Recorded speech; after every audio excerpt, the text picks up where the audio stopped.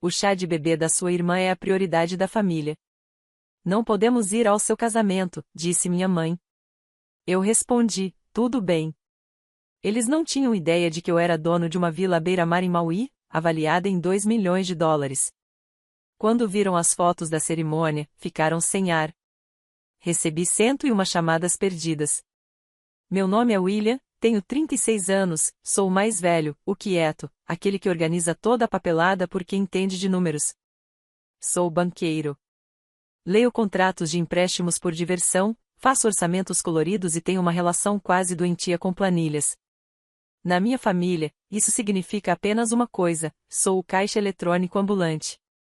Meu pai me chama de responsável, minha mãe de confiável. Minha irmã mais nova, Hannah, me liga quando o saldo dela chega a $1.247 e o aluguel vence amanhã. Meu irmão mais novo, Jake, me liga quando o plano de negócio dos sonhos está quase pronto e precisa de $8.000 até sexta-feira. Então, quando começou o planejamento do meu casamento, me esforcei ao máximo para facilitar tudo. Escolhi uma data que não coincidia com feriados, dei um ano de antecedência para todo mundo e até me ofereci para pagar as passagens dos meus pais, se fosse necessário. 2 semanas antes da cerimônia, liguei para minha mãe só para confirmar. Eu estava no escritório, olhando para a tela cheia de fluxos de caixa corporativos, tentando não pensar nos lugares da mesa. Ela não disse olá. O chá de bebê da sua irmã é a prioridade da família. Não podemos ir ao seu casamento, repetiu minha mãe. Calma. Definitiva. Olhei para o telefone como se ele tivesse falado errado. É no mesmo final de semana? Perguntei. Virou no mesmo final de semana. Acontece. Você sabe como isso é importante para Hannah. Primeiro vem o bebê, precisamos apoiá-la, entendeu? Não seja dramática, William. Vamos mandar um presente. Tudo bem, respondi. Engoli o resto todos os discursos que ensaiei desde os 12 anos sobre sempre ficar em segundo lugar. Não discuti. Não implorei. Não expliquei depósitos, fornecedores ou o jeito silencioso com que minha noiva, Mara, olhava para a linha vazia sob a mesa da família. Acabei de desligar, virei o telefone com a tela para baixo e respirei. Do outro lado da mesa, minha assistente espiou. Tudo bem, família? Perguntei. Queria poder dizer que chorei. Não chorei. Fiquei completamente imóvel, como o mercado prestes a entrar em colapso. No grupo da família, Hannah mandou: o chá de bebê vai ser adorável. Tema: Pequeno Sol. Todo mundo pode trazer um livro em vez de cartão? Papai reagiu com confetes, mamãe mandou 3 corações. Ninguém mencionou meu casamento. Eu não digitei nada. Já tinha decidido como lidaria com aquilo. Eles pensaram que eu imploraria, que negociaria. Não tinham ideia do que eu havia planejado, e nem faziam ideia de onde iríamos nos casar. Eu apenas deixei as bolhas de digitação sumirem. Não me tornei o caixa da família da noite para o dia. Começou pequeno. Aos 18 anos, consegui meu primeiro estágio em um banco regional. Meu salário ia para gasolina, livros e um fundo para comprar uma casa que era a forma de mamãe dizer mantemos a casa em ordem, sem as guloseimas que você não podia comprar. Quando as taxas de torcida de Hannah venciam, eu me oferecia. Quando a viagem da equipe de Jake precisava de um depósito, eu ajudava. Quando me formei, já não era caridade. Era expectativa. Família cuida da família, dizia papai, o que, de alguma forma, significava que eu cuidava de todos e todos cuidavam de opinar. Quando entrei no setor de empréstimos comerciais, os números aumentaram. E os pedidos também. Ajudei a refinanciar a casa quando as horas de papai foram cortadas. Assinei como fiador no último semestre de Hannah quando ela mudou de enfermagem para comunicação porque os estágios clínicos eram cruéis. Paguei a segunda tentativa de Jake com uma loja de e-commerce que vendia café importado que ele nem bebia. Quando deu errado, ele culpou o frete. Sempre que eu hesitava, mamãe encontrava uma frase que envolvia culpa e seda: você é abençoado, William. Nem todo mundo tem o que você tem. Você deve isso aos seus irmãos. O que eu tinha? Um estúdio com uma mesa que balançava e um carro que só pegava na segunda tentativa. O que eu tinha era disciplina para dizer não à torrada de abacate e sim ao IAS. Eu não era abençoado. Eu era entediante. Bancos adoram pessoas entediantes. Alguns anos depois, fui promovido. Mudei para um escritório maior, com paredes de vidro e uma planta que eu mantinha viva só com lembretes. Comecei a fazer consultorias paralelas, totalmente legais, todas declaradas, para ajudar pequenas empresas a estruturarem suas dívidas corretamente. Pagava bem. Eu não postava nada sobre isso. Na verdade, eu não postava nada. Minha família assumia que meu salário era propriedade pública. Hannah começou a namorar um cara chamado Kyle, colecionador de tênis e de cheques sem fundo. Eles se casaram depois de um ano turbulento. Ele perdeu o emprego 2 vezes. Cada crise deles acabava na minha caixa de entrada. Will, você pode cobrir o aluguel este mês? Pagaremos de volta quando cair o imposto, Hannah mandava mensagem. O imposto nunca caía para eles. Eles apenas passavam raspando e seguiam em frente. Tentei estabelecer limites. De verdade. Enviava planilhas, sugeria orçamentos, comprei para Hannah um livro sobre passos pequenos e bola de neve financeiro. Ela disse que era condescendente. Na primavera passada, papai me ligou da concessionária. Encontramos um SUV confiável para sua irmã, disse com a voz animada. Estamos um pouco curtos para a entrada. Só $4.000. Considere como seu presente para o bebê. Já mandei o carrinho e um ano de fraldas. Respirei fundo. Dinheiro é só uma ferramenta, filho, disse ele. É minha ferramenta, respondi, e ele desligou. 3 dias depois, descobri que meu nome estava no empréstimo de qualquer jeito. Papai conhecia um cara. Meu score de crédito despencou. Congelei meus relatórios e liguei para o banco. Foi um caos. Conseguimos resolver em uma semana. A conversa com mamãe foi a pior parte. Você está deixando tudo feio, ela disse. Precisávamos de uma solução. Você cometeu fraude, eu disse. Palavra forte, respondeu ela. Família não processa família. Eu não processei. Parei, porém, de visitar nos domingos. Então veio o casamento. Mara e eu estávamos juntos há anos. Ela é a pessoa mais calma que conheço, professora de matemática que adora segundas chances e café barato. Ela me observava carregar minha família como se fosse um segundo emprego e nunca disse deixa eles. Ela apenas me trazia de volta aos números. Qual é o padrão? Ela perguntava, e eu mostrava meu livro de pagamentos como se fosse um monitor cardíaco, disparando toda vez que Hannah mandava mensagem. Mantivemos o casamento simples, lista de convidados pequena, sem drama. Meu único pedido para a família era confirmação de presença pontual e 0 pedidos de dinheiro. A semana do chá de bebê se aproximava. Primeiro, era o final da primavera. De repente, era o fim de semana do meu casamento. Hannah postava painéis de cores pastéis e uma torre de cupcakes. Mamãe escreveu, o dia da Hannah vai ser mágico. Quando eu educadamente apontei a data, ela respondeu, casamentos podem ser marcados a qualquer momento. Bebês são especiais. O bebê não nasce em 3 meses? Perguntei. Exatamente, disse ela, como se tivesse vencido uma partida de xadrez. Depois disso, o grupo da família ficou em silêncio sobre o meu casamento, exceto pelo comentário de Jake. Irmão, se você fizer ao vivo, manda o link. Vamos assistir entre os jogos. Papai acrescentou, estaremos presentes em espírito. Olhei para a coluna da família vazia no nosso plano de assentos e me senti idiota por me surpreender. Enquanto isso, os pedidos de dinheiro não diminuíam. Hannah queria um chá de bebê premium, com lembrancinhas personalizadas, instalações de balões e fotógrafo. Ela me enviou uma lista intitulada Como você não pode trazer uma torta, com preços anexados. Mamãe completou com uma nota de voz. William, não seja mesquinho. Você ganha 6 dígitos. Não é nada para você. E pense na imagem. Um banqueiro que não apoia o bebê da irmã. Quase ri. Imagem. Na semana antes do casamento, meu cartão disparou um alerta de fraude.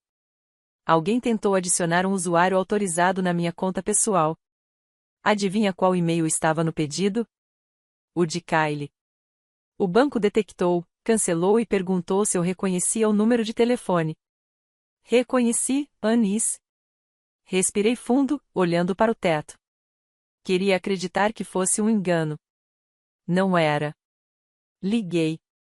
Ela atendeu no viva voz, com barulho de festa ao fundo. O quê? Disse. Você tentou colocar o Kylie no meu cartão. Relaxa, disse ela. Nem funcionou. E mamãe disse que não sou seu banco, eu disse. Ela deu um escárnio. Você nem estaria onde está sem a gente. Aquela frase, o mito da família, como se as necessidades deles tivessem me moldado, e agora eu lhes devia juros para sempre. Disse a ela que os veria no casamento se mudassem de ideia. Ela me contou que o estande de fotos do chá de bebê ia ser incrível. Desligou para escolher fontes com glitter. Eu fiquei em silêncio. Mara colocou a mão no meu ombro. O que você quer fazer? Nada, disse eu. Não com eles. E nós? Perguntou ela. Nós?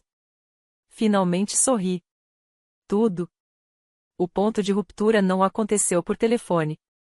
Aconteceu numa cozinha alegre, com toalhas amarelas e uma tigela de limões falsos. Eu tinha passado na casa dos meus pais para deixar o programa do casamento, uma cortesia. Encontrei a linha de montagem do chá de bebê, pequenos potes de mel com tags "Oh baby". Papai não levantou o olhar. Mamãe sim.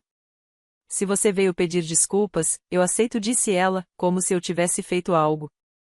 Por quê? Perguntei. Por complicar as coisas.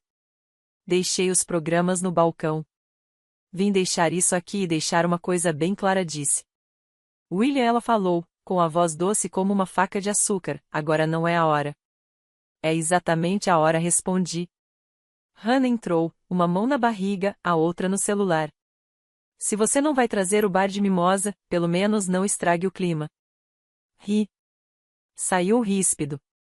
Certo, ela revirou os olhos. Por que você está assim? Não é culpa nossa se você escolheu um final de semana que não funcionava.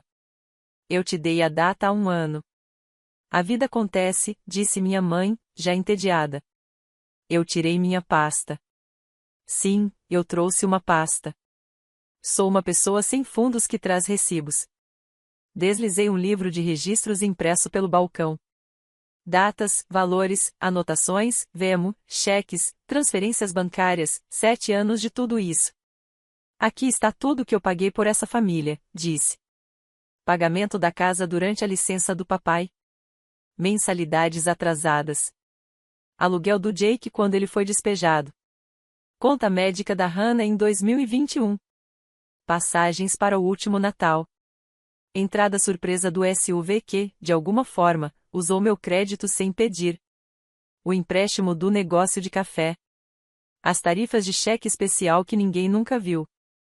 O maxilar do papai se apertou. Mamãe não tocou no papel. Isso não é justo, ela disse. São fatos, respondi. E aqui vão mais 2. 1. Eu não vou mais financiar nada que eu não tenha escolhido pessoalmente. 2. Se você ou seus maridos tentarem se adicionar a qualquer uma das minhas contas de novo, vou registrar boletim de ocorrência. Isso inclui você, Hannah. Isso inclui você, papai. Você não faria, disse ele. Eu faria, respondi calmamente, porque não sou seu tomador de empréstimo. Sou seu filho e estou me casando. Hannah bufou para aquela professora que faz TikTok sobre frações. Amanhã, disse eu, e, independentemente do que vocês acham do trabalho dela, ela é a única pessoa nesta sala que não me tratou como um cartão de débito. Silêncio. Então mamãe pegou o livro de registros com 2 dedos, como se estivesse sujo. Quer um prêmio? Quero limites. Quer controle? Ela retrucou. Sempre quis, disse eu. Isso é você nos punindo porque o dia da sua irmã importa mais agora. O dia da sua irmã, ecoou Hannah, como um coro. Coloquei minhas chaves no bolso. O meu casamento importa. E se vocês escolherem não estar lá, é uma escolha que vocês terão que viver. Não eu. A boca da mamãe se achatou. Você vai se arrepender disso. Não vou, disse eu. Mais uma coisa, parem de dizer para as pessoas que não podem viajar. Eu me ofereci para pagar suas passagens meses atrás. Não para, ela começou, e parou. Seus olhos faiscaram, calculando. Ela não sabia onde o casamento realmente seria. Nenhum deles sabia, porque eu nunca escrevi a localização no grupo da família. Enviei os convites pelo correio, com todos os detalhes. Old school. Eles nunca abriram os envelopes. Hannah balançou o celular. É só mandar o link da transmissão ao vivo. Não vai ter, respondi. Papai empurrou a cadeira para trás. Então é isso. Você está nos cortando na semana do seu casamento. Estou cortando o acesso à minha carteira, disse eu. Sempre tiveram acesso a mim. Só não usaram. Saí ao som da tesoura cortando fitas. Ninguém me seguiu. Dirigi para casa, lavei as mãos de mel e glitter, e mandei uma última mensagem no grupo. Os detalhes da viagem estão no envelope que enviei há 6 meses. Vocês ainda podem vir, se quiserem. Por favor, não me contatem no dia do casamento. Ninguém respondeu. Em menos de 1 hora, Hannah postou um bumerangue de cupcakes amarelos com a legenda: Família de verdade aparece. Mamãe comentou: com certeza. Papai colocou um joinha. Coloquei meu celular no modo não perturbe e comecei a fazer as malas. Voamos 3 dias depois. Se você está se perguntando por que eu estava tão calmo, é porque o plano não dependia deles. O local não era um salão de hotel na nossa cidade. Nem sequer ficava no continente. 5 anos atrás, depois de uma promoção difícil e um bônus que parecia surreal, comprei uma propriedade que a maioria das pessoas da minha idade nem visitaria, exceto como papel de parede, uma vila à beira-mar em Maui. 2 quartos, varanda em volta, um pedaço de céu que parecia pintado de novo toda manhã. Não foi impulso. Foi matemática. Alavancagem com juros baixos, aluguel de alto rendimento cobrindo os custos, estratégia fiscal que meus colegas ainda zoam no happy hour. Nunca contei à minha família, não porque estava escondendo, mas porque no momento em que eu compartilhasse, tudo se tornaria coletivo, e eu seria perguntado quantos parentes poderiam aparecer por uma semana durante a alta temporada. Mara sabia. Meus amigos mais próximos sabiam. Minha família não. Então, quando minha mãe disse que o chá de bebê era prioridade e que não poderiam ir, eu não contei que a cerimônia seria ao pôr do sol, com o Pacífico literalmente aplaudindo nas rochas atrás de nós. Não contei que o oficiante seria o antigo mentor da Mara, nem que receberíamos 20 pessoas na varanda com flores frescas, votos descalços e um ukulele que fazia até o velho ceticismo do Jake na minha cabeça se calar. Chegamos na quinta-feira. Na sexta, nossos amigos já haviam enchido a cozinha de flores. Os pais da Mara choraram, lágrimas de felicidade, ao verem a vista. Eu grelhei maí-maí com um avental que dizia: churrasco de banqueiro na temperatura certa. Ensaiamos rindo. Ninguém praticou olhar para as cadeiras vazias. No sábado, acordei com uma dúzia de mensagens pensando em você e uma da Hannah, uma selfie com um arco de balões, tema sol. Queria que você estivesse aqui para ver, escreveu, como se não tivesse ideia do que aquele dia significava. Eu não respondi. Às 17h47, Mara saiu com um vestido simples, cabelo preso, e olhos que tornavam respirar opcional. O céu ganhou uma cor que não tem nome, a não ser que você trabalhe em lojas de tinta. Dissemos nossos votos com areia sob os pés. Nossos amigos aplaudiram e choraram.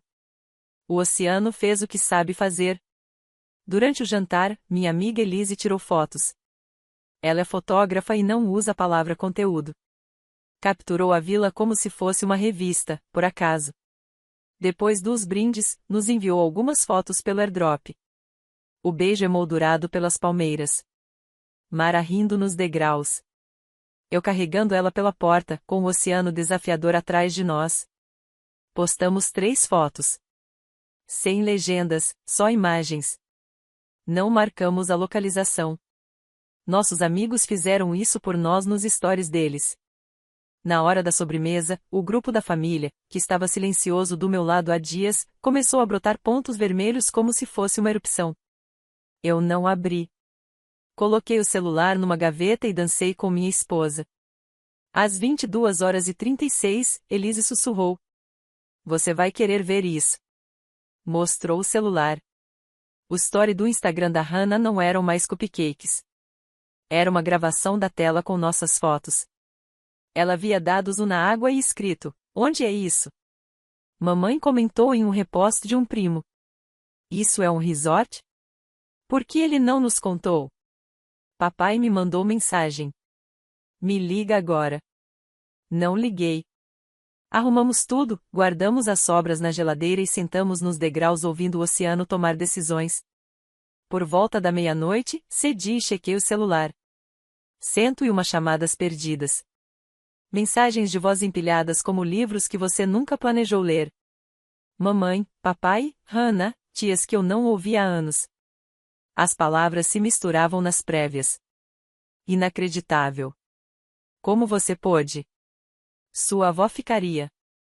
Estamos convidados para after party? Isso é cruel. Por que você está escondendo dinheiro? Quem pagou por isso? Você sempre acha que é melhor que nós.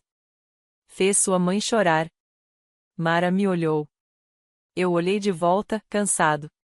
O que você quer fazer? Ela perguntou. Escovar os dentes, disse eu. Ela sorriu.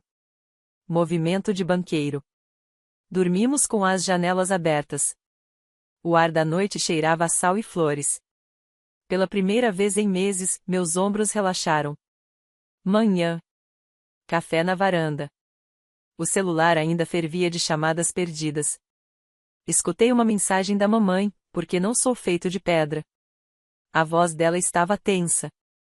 William, você nos envergonhou. As pessoas estão perguntando de onde você tirou dinheiro para isso. Você não pode ostentar riqueza e excluir a família. Sabe como isso nos faz parecer? Me liga imediatamente para que possamos explicar que você foi impulsivo e não pensou direito.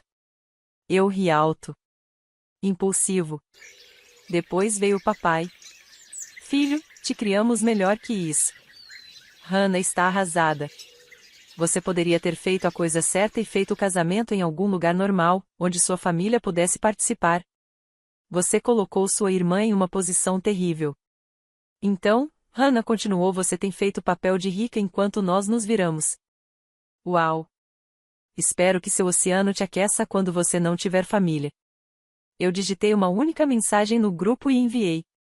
Enviei os convites com todos os detalhes há 6 meses. Vocês escolheram não vir. Também tentaram acessar minhas contas sem permissão. Isso termina agora.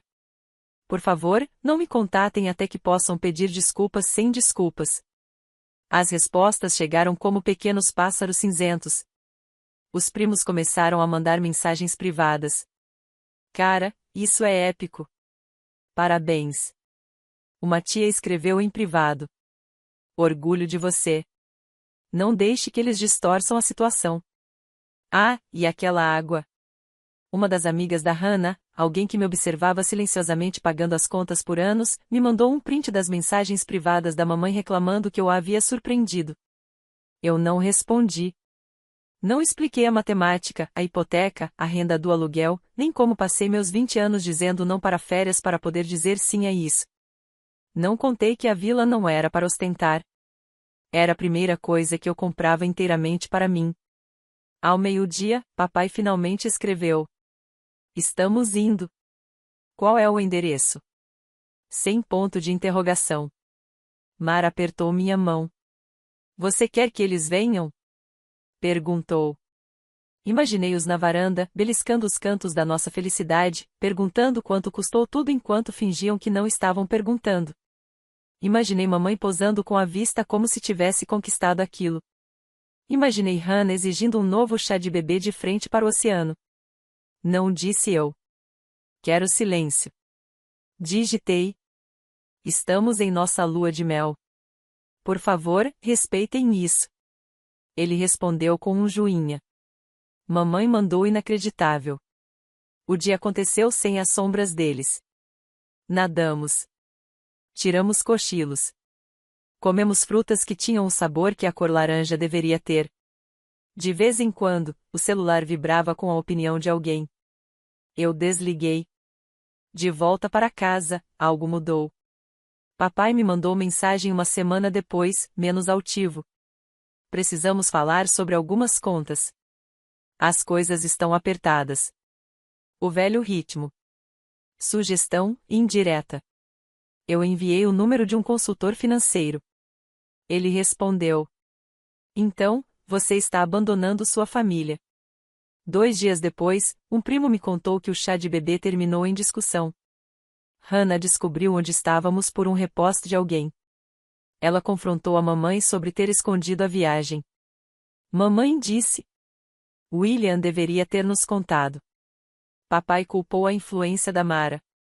Kylie perguntou se a casa era uma timeshare, num tom que deixava claro que ele havia pesquisado sobre hipotecas e não aprendeu nada. O universo se reorganizou sem nenhum esforço meu. Mara e eu fomos ao cinema numa terça-feira pela primeira vez em meses. Sentei no escuro, segurei a mão dela e senti uma leveza estranha e nova. Eu esperava tristeza. Recebi alívio. Senti falta da ideia de uma família que eu nunca tive de verdade. As famílias reais estavam ocupadas tentando descobrir quem culpar agora que o caixa eletrônico tinha um aviso, fora de serviço.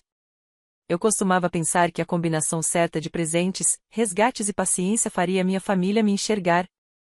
Achava que, se eu continuasse aparecendo, eles viriam ao meu encontro. Esse era meu erro de cálculo. Eu tratava o amor como um empréstimo que seria amortizado se eu alimentasse com pagamentos suficientes. Não é assim. Amor não é dívida. É escolha. Também costumava pensar que partir seria como bater a porta. Não foi. Foi como fechar uma aba que vinha atualizando o drama automático há anos. O navegador ainda existe. Só não estou clicando nele. Uma semana depois que voltamos, sentei com uma caneta e escrevi cartas. Não e-mails, não mensagens. Cartas, uma para mamãe, uma para papai, uma para Hannah, uma para Jake. Simples, diretas, sem metáforas, sem raiva. Escrevi que os amava, e que amor não era limite de crédito. Escrevi que não cobriria mais contas, depósitos, emergências ou pontes temporárias. Escrevi que qualquer tentativa de acessar minhas contas significaria boletim de ocorrência, não reunião de família. Escrevi que estava aberto a um relacionamento baseado em respeito, e não em transferências de saldo. Escrevi que pedidos de desculpa precisavam reconhecer que estavam errados, sem mas. Escrevi que, se precisassem de ajuda para encontrar recursos, eu enviaria links uma vez. Enviei as cartas e liguei o celular novamente. A primeira ligação que atendi foi da tia Rosa. Vi as fotos, disse ela. Eu chorei. Não por causa da vista. Mas porque você finalmente parecia encaixado na sua própria vida. A segunda mensagem veio do pai da Mara. Orgulho de você, filho, disse ele. E isso preencheu um espaço que meu próprio pai nunca havia preenchido. No dia seguinte, Hannah postou um story, um meme mesquinho sobre dinheiro mudar as pessoas. Eu não respondi. Jake mandou mensagem. Bom trabalho. Respondi. É, você. Ele respondeu. Estou tentando. Aquele estou tentando dizia mais do que tudo que ele havia pedido em anos. Talvez uma pessoa decida se desligar da máquina da família. Talvez não. Esse não é mais um item que eu coloco no orçamento. A vila. Voltaremos lá no próximo verão com amigos. Não para provar nada, porque eu gosto de acordar com o som de um planeta que continua girando mesmo quando os grupos de mensagem explodem. Vamos grelhar peixe, discutir sobre jogos de tabuleiro e falar sobre nada. Não vou postar nenhum preço. Se você leu até aqui esperando vingança, desculpe. A única vingança que eu queria era uma vida que não dependesse deles. A única atualização que vale a pena dar é esta: em cada lugar em que estou agora, banco, praia, cozinha à meia-noite, reconheço a voz na minha própria cabeça. É minha. É calma. Ela diz coisas simples como: não, hoje não. Isso não é minha responsabilidade. Mamãe mandou mensagem ontem à noite. Estamos prontos para conversar se você parar de ser teimoso. Digitei e apaguei uma dúzia de respostas. Depois escrevi a única que fazia sentido. Estou pronto para conversar quando vocês estiverem prontos para ouvir. Apertei enviar, coloquei o celular de lado e me voltei para Mara, que estava corrigindo provas na nossa mesa. Caneta vermelha, movendo-se devagar e organizada. Ela olhou para cima. Eu não expliquei. Não desabafei. Não fiz a velha dança. Quer chá? Perguntei. Ela sorriu. Sim. Fervi água. Sentamos. Existimos. Sem performance, sem fatura, sem livro de registros, só silêncio, do bom tipo. Eu costumava pensar que seria o filho mal se parasse de pagar tudo. Agora sei que sou apenas um homem que finalmente aprendeu a regra financeira mais simples que existe: proteger seu capital. Todo o resto, os outros só recebem juros, se houver sobra e somente se merecerem. Cansei de ser um cartão na carteira de outra pessoa. Estou casado. Sou feliz. E digo isso com toda sinceridade.